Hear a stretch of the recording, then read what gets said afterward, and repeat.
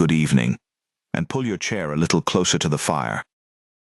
This is Campfire Stories, and this one is fiction, mostly. It happened on a granite ridge north of Mallorytown, on a night when 6 friends drove out past the cedar swamp to camp, where the road just quits. They built a good fire and told the usual lies until the small hours. 6 grown adults, no cell service, and a bonfire. What could possibly go wrong? One of them, a young fella named Danny, had propped his phone against a cooler to film the whole night, the way they do now. It sat there recording for hours while they laughed and passed the marshmallows around. Nobody paid it any mind. So the scary part is a phone with a dead battery. Terrifying, Marty. I'll never sleep. The battery held, Carol. That's the thing. It was later back home that Danny scrolled through the footage to make a little clip for the others. And he found a minute none of them remembered. A full minute, right around 1:13 in the morning. A minute nobody remembered. They'd been drinking cheap beer for 6 hours. I'm amazed they remembered their own names. That's what he told himself too. But watch it with me. On the tape at 1:13, all 6 of them go still. Not asleep, not swaying. Still.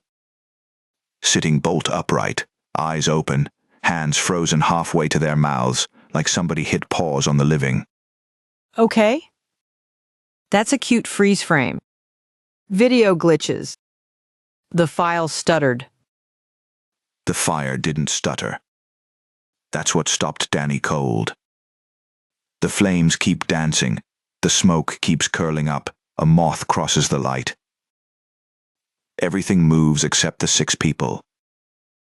And then, out of the dark at the edge of the ring, someone walks in. Here we go. Let me guess. A man in a hat. An old woman. Thin in a long gray dress that hadn't been in style in 70 years. She walks slow around the fire, real slow, and she leans down to each of them in turn and studies their faces. Close. The way you'd read fine print. 6 faces, one at a time. And nobody wakes up. Nobody so much as blinks? Not one. She circles the whole ring, leaning in, patient as Sunday. And when she comes to the last chair, she stops longer. She reaches out like she's going to touch the boy's cheek, and then she looks straight up into the phone, straight down the lens, and she smiles. All right. That's a little much even for you. Somebody edited that in. That's a prank. They thought so.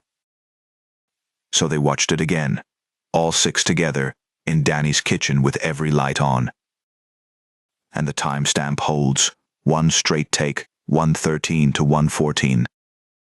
When the woman finishes her circle, she steps back into the dark, and in the very next frame, all 6 of them move again, laughing, none the wiser, a whole minute stolen clean out of their night.